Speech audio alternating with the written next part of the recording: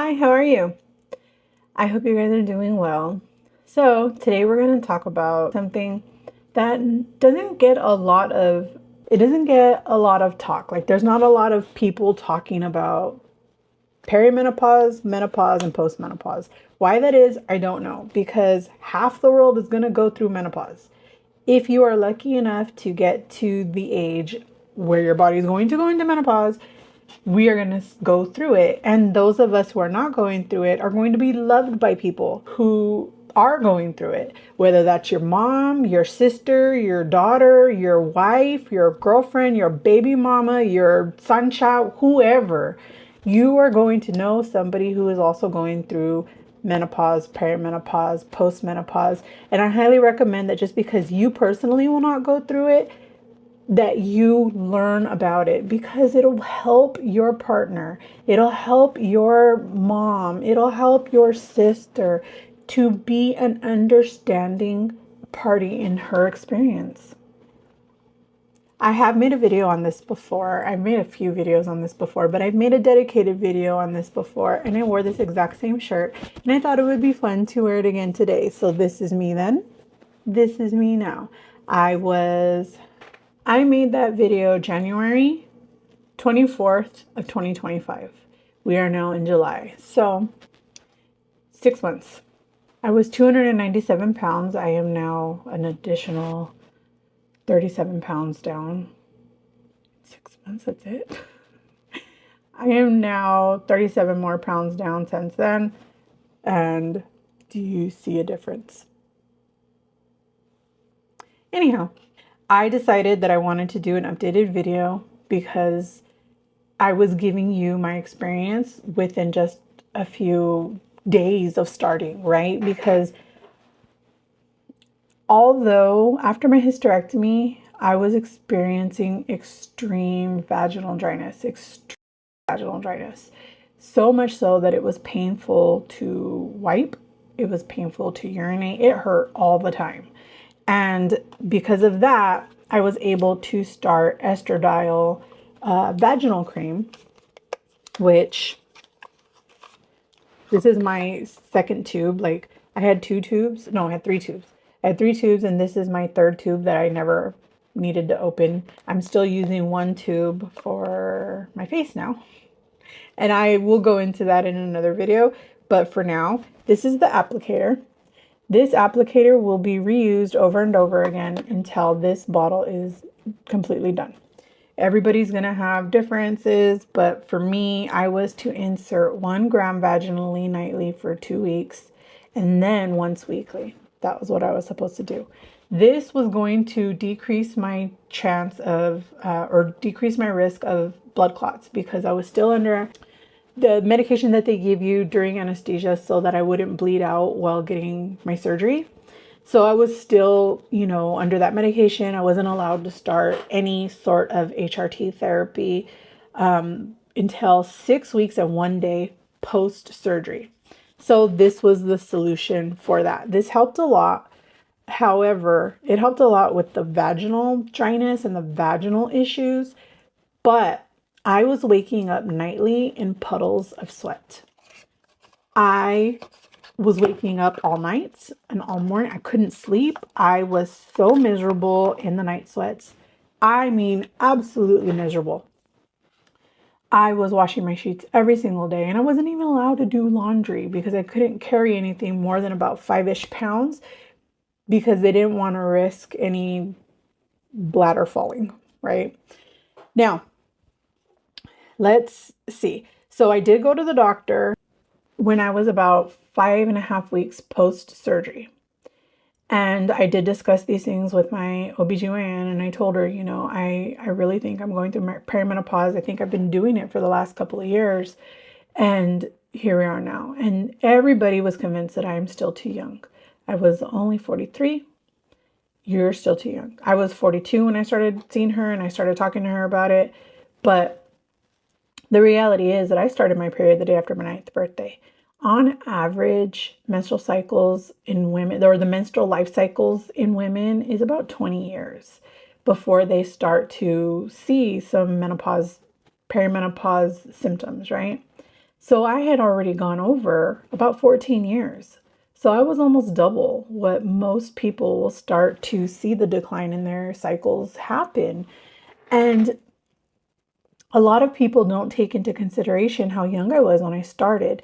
Instead, they say, because statistically, they can determine when you will start menopause by when your mother went into it, or your grandmother, or your maternal aunts. For me, my mother was pushed into menopause by surgical methods because she had to get a full hysterectomy before the age of 40. My grandmother, nobody knows when she started, just wasn't something she talked about, wasn't something anybody asked her about. Nobody knows. And she's now since passed, so we can't ask her. And not like she would have remembered anyways, because everything was, I don't know, I'm old, I forgot, And then my mom is one of 12. And out of those 12 siblings, 9 of them are sisters. Out of all of my aunts, almost every single one has had a hysterectomy. There's only 2 that I know of that I am unsure of. We don't know whether or not they did. I don't know whether or not they did. I don't know if my other aunts know, but I don't know. So nobody could really tell me when they naturally went into menopause. So we didn't have that marker to go by. However, we did have that I started October 3rd, 1990, I started my period. I didn't know what a period was. I had a traumatic experience starting my period. I thought I was dying. I really, really did not know. I was 9 years old. Nobody had ever talked to me about periods before. I thought I was bleeding to death and dying. So the beginning of my period was very traumatic. The ending of my period was very traumatic because in July 19th of 2024, I began to bleed and it never stopped. It did not stop until I had my uterus surgically removed. That is when my period stopped. So from the age of 9 until I was 43 years old, I've had traumatic experiences with my period. And I didn't know much about menopause. I knew women go through menopause. I knew it just meant that your period ended. I didn't know a whole lot more about it. But I wanted to learn. So when I started going through these things, I started looking up anything and everything that I could find. I was reading every single book that had ever been written about menopause. I was listening to podcasts, watching YouTube videos. I was doing Google research, and I don't recommend Google research for everything, but I was looking for anything and everything that I could find. I came across a book called The New Menopause, and it talked about the new gold standard for menopause testing, right? Or for menopause diagnosis. And for perimenopause diagnosis, my entire life, I've always been told my hormones are fine, right? They are not perimenopausal, they're not menopausal, they're not nothing. But also, I've also been told my entire life that there was nothing wrong with my period and it would be fine when I've been on it long enough. I was 16, they were like, you just need to be on it longer. I'm like, I don't understand. How much longer do you want me to be on it? By now, it's already been 7 years. They're like, you're only 16. You just started your period. I started when I was 9, sir. But not the point. The point is that I have always had very, very heavy periods. My periods have always lasted around 10 days or more. I have had multiple periods in a month. I have an incredibly painful periods, the kind of pain that will knock someone out. Like, for real. I would be sometimes in the middle of walking and I couldn't walk anymore. I had to stop and just let the cramps take over me for a minute. And then once the pain was done, then I could continue on, right? And that's the way I lived my life for 34 years. Suddenly, I am now not seeing a decrease in my period, but I am seeing more symptoms, more weird things are happening to me, things I didn't know were part of menopause, or in my case, perimenopause. Now, hot flashes, mood swings, brain fog, nobody warns you about these things, right? I knew because stereotypically when you see people going through menopause in movies, they're grumpy, they're having hot flashes, and they're crying, right? That's what you see on movies when you see people talking about menopause, when they're making jokes about it, right? But those are not the only things that happen to you.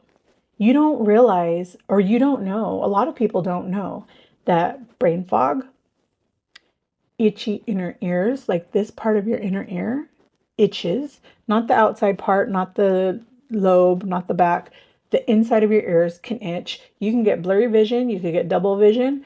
While vision changes, you could get dry mouth. You could get metallic taste in your mouth. You could suddenly start getting gum changes where you now have like gingivitis or periodontal disease, those kinds of things. I know no one warned you, but guess what? You're not alone. Perimenopause not only affects your body, but it affects your brain and your heart too.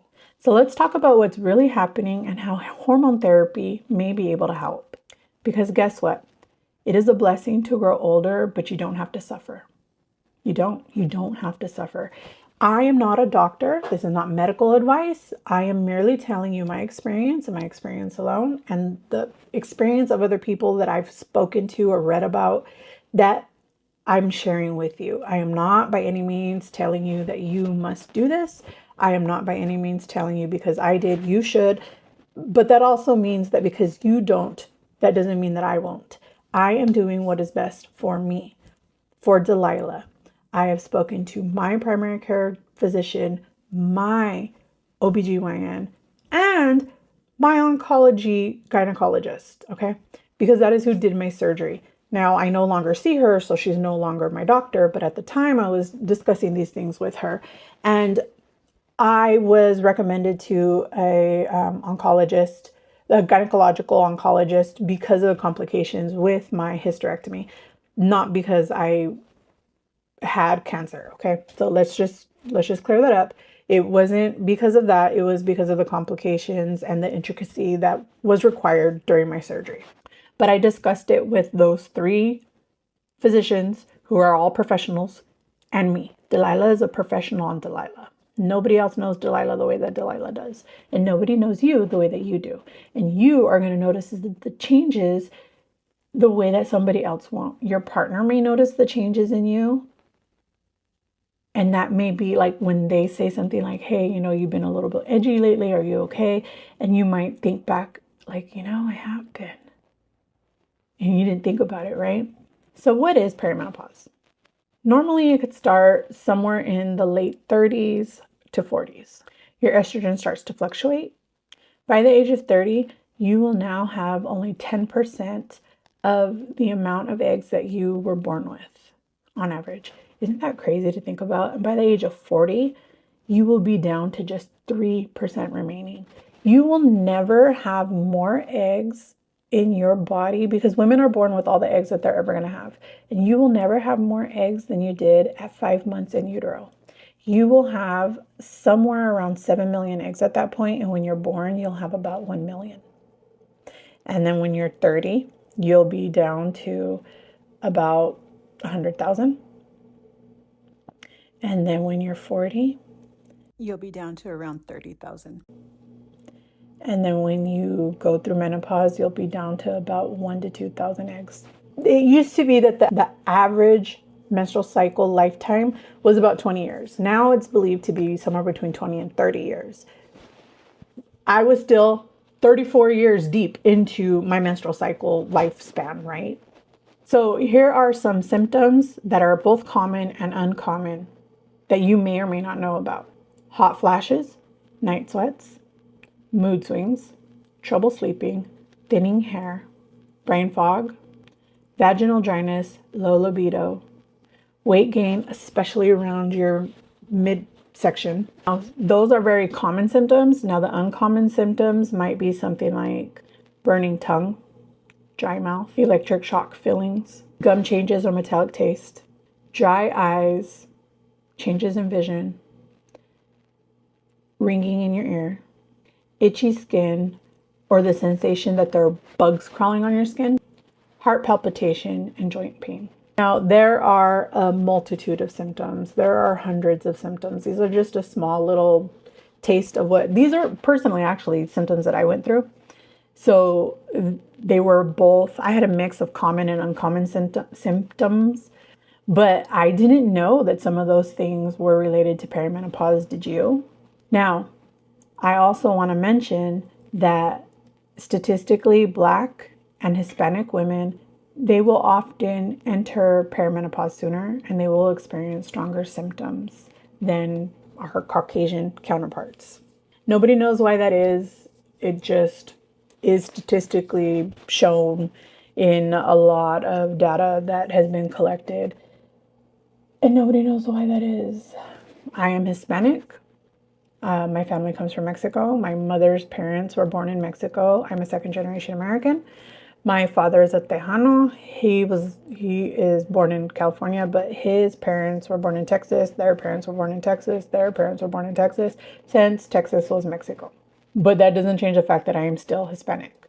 And because of that, statistically, I will experience earlier menopause, entering menopause earlier, and I will experience stronger symptoms than somebody who is of Caucasian descent. So the long-term risks of low estrogen have been shown to include osteoporosis, which is bone thinning, dementia, heart disease, which, by the way, is the #1 killer of women in menopausal age. #1 killer of women, not just in America, but worldwide, is heart disease. Vaginal atrophy and bladder issues. Did you know that perimenopause and menopause can cause incontinence issues? Because I didn't. So, what is HRT? There are a few different names for HRT. It goes by HRT, MRT, BHRT for certain kinds of HRT, right? So HRT means hormone replacement therapy. MRT is menopause replacement therapy. BHRT is bioidentical hormone replacement therapy. Not all hormones are going to be bioidentical though. So hormone replacement therapy is adding back in estrogen and progesterone that your body creates naturally, that as we age begins to decrease in the amount that it produces on its own. It helps relieve symptoms and protects your long-term health. Today's gold standards for being diagnosed with perimenopause is no longer hormone tests. Although they can be helpful, your hormones fluctuate so much and so often that taking a test today, if I took a test right now, it may show a decrease in estrogen. It may show an increase in estrogen because it's constantly fluctuating. And if I take it in an hour, it may show dramatically different results. So it is no longer the gold standard to simply get a test, because my hormone test showed that everything was fine. Everything was normal. However, I had gotten more than one test because we were testing for PCOS. And we tested for PCOS in May. And then in July, we tested again because I was complaining that I thought I was going through perimenopause, right? So we tested again and my results were drastically different. We tested again in September when I went in for my histoscopy, and my results were again drastically different. Then we tested again in December before my hysterectomy, and my results were drastically different. Every single test within those 4 tests were all different. They were all across the board different. Some showed normal, some showed that I was going through perimenopause. We had no idea that my tests were going to show that, but it is no longer the gold standard to go by that. Now the gold standard is to go by your symptoms. So it's very important that you're able to know what symptoms are and track them. It'll help you to notice a pattern, and it'll help you to be diagnosed when you bring that information to your doctor. And today's gold standard with hormone replacement therapy is to be bioidentical hormone replacement. So bioidentical versus non-bioidentical hormone replacement therapy is a little complicated sometimes. Bioidentical would be estradiol and micronized progesterone. They match your body's natural hormones, and they tend to have fewer side effects. Non-bioidentical would be Premarin and medroxyprogesterone. These are made from synthetic sources or animal urine. They could still be effective, but studies show that there tends to be more side effects involved with non-bioidentical hormones. So there are different delivery methods for HRT. One would be the pill. There are 3 different doses. One would be 0.5 milligram. This is a 0.5 milligram. The next would be a full milligram. This is a full milligram. The next would be 2 milligrams. I haven't gotten to that dose yet, and hopefully I will not have to. I am currently taking estradiol 1 milligram every single day for the past, it's been about 3 months now. And it's been about 4 months now. Now, so the pill can increase your risk of blood clots, and it may not be easy to remember to take. Some people do have issues taking pill forms, although they are tiny. They're super duper tiny. Some people just don't like taking pills, and that's fine. There's a patch, which you would apply to your skin twice a week. One time you'll have the patch on, then you'll take it off in the middle of the week and put a new one on. Every single week for the rest of your time taking hormone replacement. The patch is known to be best suited for those with heart risks or blood clot risks, because the risk is very, very minimal. However, there are some downsides to the patch, which would be adhesive sensitivities like myself, which is why I don't take the patch, which is why I chose the oral route, is because I am severely sensitive to most adhesives and things. And I cannot fathom the idea of constantly having to have a patch on me every single day for the next 10-ish years or so, or 20 years or 30 years or however many more years, even if it was just a year. I get really bad hives, I get really bad rashes, and it tears my skin. I just can't do that. I just can't do that. So I choose oral. However, you may choose the patch based on your medical needs. There's also a gel or a cream, which I've already showed you, the estradiol cream. This is the cream, right? And not a gel. No, it's a cream. Estradiol vaginal cream. So it is, they say that it's not very systemic, that it tends to be localized. So it would be something that you would use if you're experiencing very low libido or very dry vagina. You can also include a cream or a gel on top of your other methods, but some people also choose to do just the cream or the gel alone and nothing else. For me, the reason why I chose to switch from the cream to the oral is because, I'll be honest with you, I was still 300 pounds. I'm 260 pounds. It is not easy. And I've had double carpal tunnel surgery. So I don't have a lot of stability in my hands. Like, in order to hold the plunger applicator into my vagina and push with the other hand is not always easy for me, because I am a very large person. So it is not always easy for me to be able to reach. And that is just the truth. So because of that, I was not comfortable doing that for the foreseeable future. Although I do anticipate continuing to lose, and I have lost almost 40 pounds since then. But to me, it was just easier to go the oral route than it was to go the cream route, or to stay on the cream route, because that's what I was already on. There's also a vaginal ring or tablets, and it's mostly used for local dryness. And then there are pellets. They are implanted just beneath the skin. They're less common, and they're not FDA approved for all. Now, it is what Oprah takes. She's talked about it on her menopause series. She did talk about that she uses the pellets. For her, it's easy peasy. That's what she prefers. Great. That is not something that I wanted to go down the route of. For me, I don't like the idea of having something under my skin like that. Just hard little ball. No thanks. So estrogen can help in a lot of different ways. It helps to reduce hot flashes and night sweats. It is known to improve mood, sleep, and libido. It can help prevent vaginal thinning or atrophy. It supports brain, bone, and heart health. Another thing is that the best results are found when you begin hormone replacement therapy before the age of 60 or within 10 years of menopause beginning. So for me, I just want you to understand that perimenopause is real. It is not just in your head. And it's not simply a part of just getting older, because you do not have to suffer. There is helps to relieve a lot of the symptoms that you will deal with through perimenopause. You deserve support and not suffering. HRT isn't for everyone, but it is safe and helpful for many.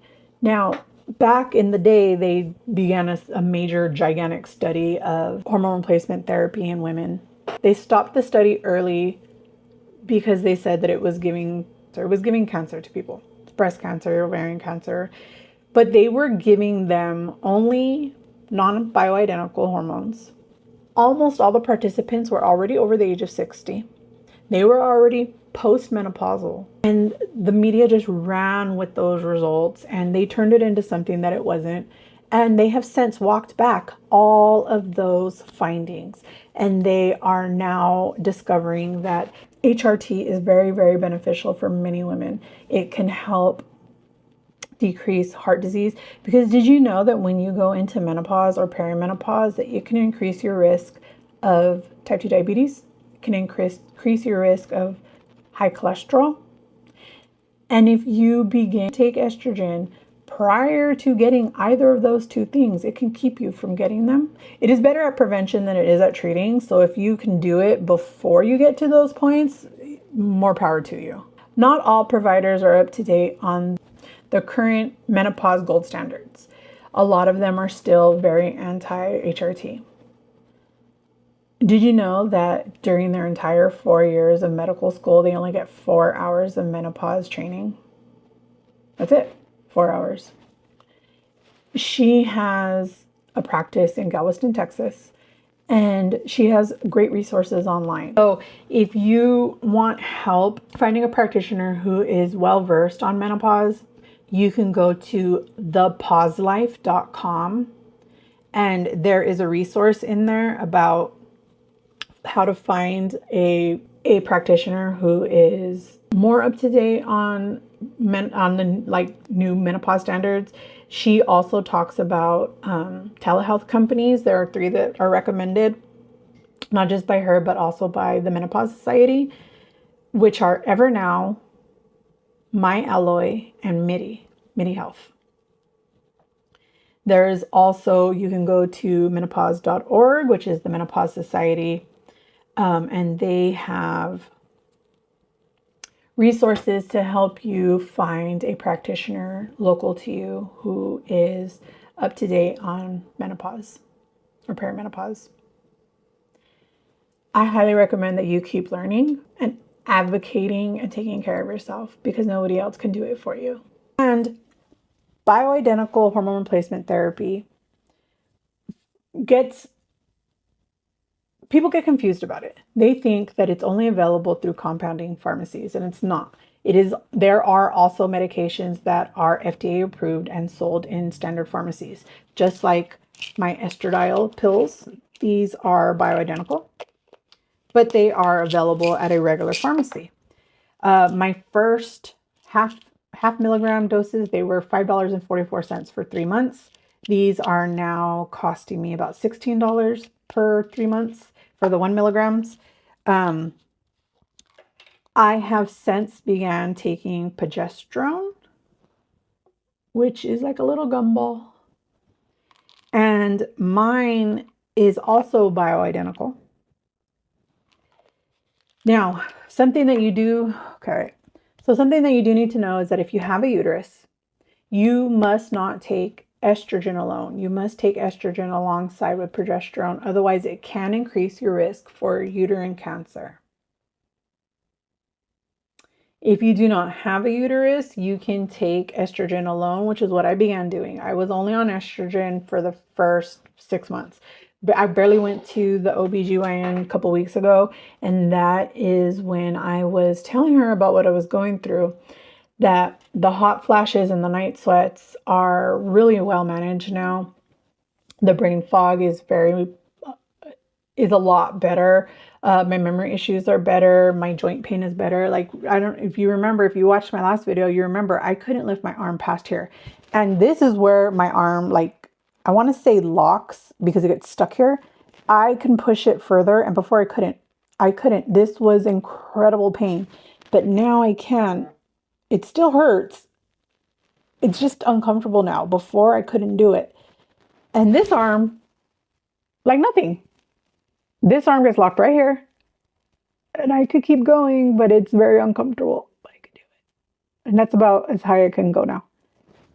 Frozen shoulder is also a symptom of perimenopause. And so I was telling her all these things are getting better, but I'm still having a really hard time falling asleep and staying asleep. So she brought up that there are studies that show adding in progesterone, although it's no longer needed for me to reduce my risk of cervical cancer or uterine cancer because I no longer have those, it has been shown to help with the sleep part. So I am instructed to take these every night before bed. So I take my progesterone. I take actually both my estrogen and my progesterone together right before bed, and then I go lay down to go to sleep. It's the last thing I do before I get ready for bed. And since I've started taking it, and it has not been that long, I picked it up on the 26th of June. We're like on July 7th. And so I've been taking it for about 2 weeks. I've had the best sleep that I've had in years since beginning this. And then I go back to see her. I'm only on 100 milligrams, which is the lowest dose. And I go back to see her in about 6 more weeks.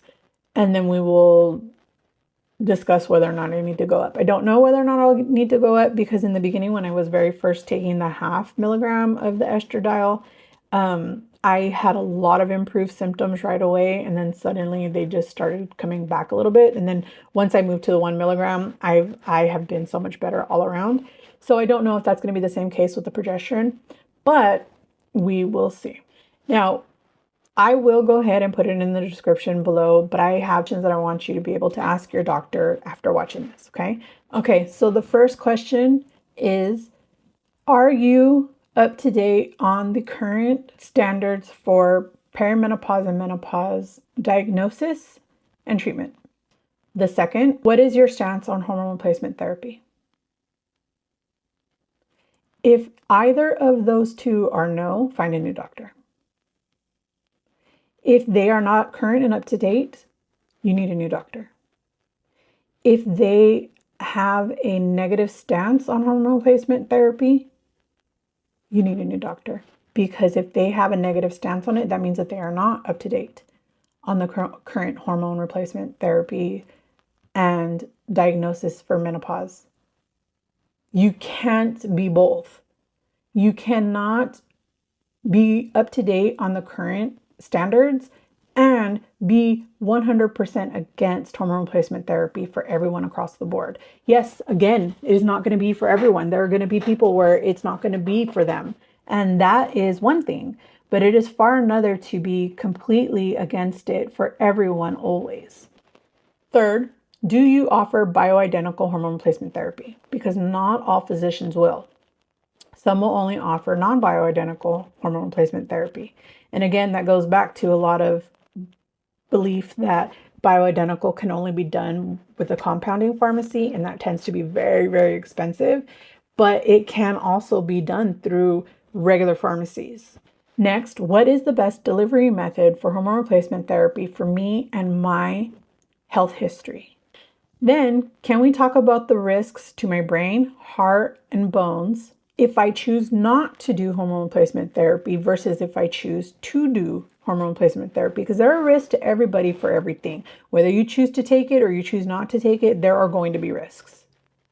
And you need to be advised of what those risks are for you with your health history. Because I know what they are for me, but you need to know what they are for you. So let's get into some of your guys' questions. One of your questions was, how do I know if I need to start HRT? You may want to discuss HRT with your doctor if you're experiencing any of the following, and especially multiple of the following: moderate to severe hot flashes, sleep disruptions despite good habits, sudden anxiety, depression, or mood swings, brain fog or poor focus, vaginal dryness or painful sex, frequent UTIs, rapid bone loss or early osteoporosis, family history of heart or cognitive disease. These symptoms can affect your everyday functions, your relationships, your work, and overall life. But HRT may be able to help you. So alongside with estrogen, I highly recommend that you talk to your doctor about beginning creatine supplementation, because creatine is the #1 studied supplement in the entire world. And it has shown to decrease the risk of dementia and Alzheimer's. Women have an increased risk of both dementia and Alzheimer's once they go into menopause. That is believed because the estrogen isn't being produced at the amount that is required for your brain to remain functioning the way that it needs to. So there's also supplements that may help support through menopause. And remember to always consult your doctor before beginning any supplement routine. Magnesium glycinate, it can help with your sleep, anxiety, and cramps. Ashwagandha is known to help reduce stress and to assist in cortisol regulation. Calcium plus D3 and K2 help with bone support. Omega-3, EPAs, and DHA help support your brain, heart, mood, and dry eyes. Black cohosh or DIM, there's some statistical data that shows that it helps to reduce hot flashes, but the evidence is mixed. Probiotics and prebiotics help with gut and hormone support, and collagen peptides will help with joints, skin, and vaginal tissue. So I would love to know what it is that you're doing to help support yourself through perimenopause or menopause or postmenopause. And what were some of your symptoms? Because there are so many symptoms that it is not often easy to pinpoint which are actually related to perimenopause or menopause or postmenopause as opposed to something else. Are you taking hormone replacement therapy? If you are, which did you choose and why did you choose it? And are you open to talking to people about menopause symptoms? Do you talk to your children about it, your grandkids about it, your sisters, your nieces, whoever? Do you talk to people about it? Because I talk to everybody about it. I will talk to anyone who will listen to me about perimenopause, menopause, and postmenopause now.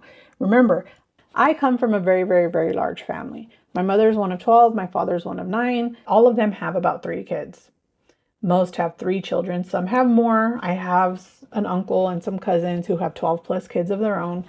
However, there is a lot of us. I am the last of the girls in my generation. For my cousins, after me, all the boys were born. And then after all the boys were born, a few years later, we had 2 more female cousins be born. But all of my female cousins are older than me, and older than me by at least 2 years. So if I'm already going through this, they probably are too. So I talk their ears off about perimenopause and menopause because I want them to be as informed as possible, and I want them to be as healthy as possible for as long as possible. My grandmother and my grandfather both had Alzheimer's and dementia, and if I can do anything to reduce my risk of getting either of those horrible diseases, I will do that. And adding in creatine and estradiol have been shown to help those illnesses from taking place. Will it completely erase all of the chances? No.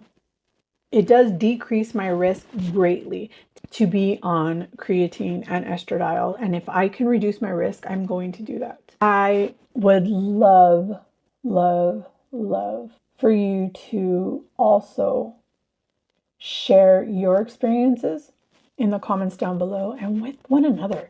Like, we have to learn that these things should not be taboo. They should not be things that we should be embarrassed to talk about. They should be things that we are more than happy to discuss with our loved ones, because every single woman in the universe will eventually, if they live long enough, go into perimenopause and menopause. And the men who love us will also have to deal with it. So we should not be afraid or embarrassed to talk about it. I hope you guys are having an amazing day. Let's go ahead and throw in a heart emoji into the comments down below. It lets me know you made it this far, and we are just trying to support heart health here. I hope you guys are having an amazing day. If you have any more questions, please feel free to drop it in the comments down below, and I will get another video made to address those questions and another update once I have some more experience with the progesterone for my sleep health. I adore you all, and I want to give you your digital hugs. I hope you guys are having a great week. I'd love to hear all about it, and I will see you soon.